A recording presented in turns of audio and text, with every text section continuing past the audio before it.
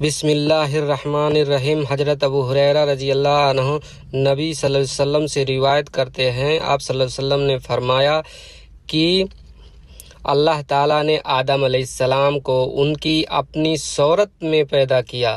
ان کی لمبائی 7 گز تھی۔ جب اللہ نے ان کو پیدا کیا تو کہا کہ جاؤ اور ملائکہ کی اس جماعت کو جو بیٹھی ہے سلام کرو، اور سنو کی وہ کیا جواب دیتے ہیں۔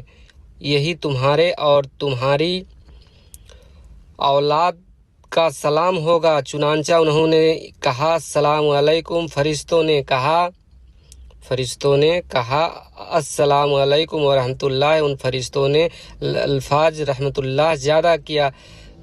ہر وہ شخص جو جنت میں داخل ہوگا وہ آدم علیہ السلام کی صورت پر ہوگا۔ اس وقت سے اب تک آدمیوں کے قد میں کمی نہیں ہو رہی ہے۔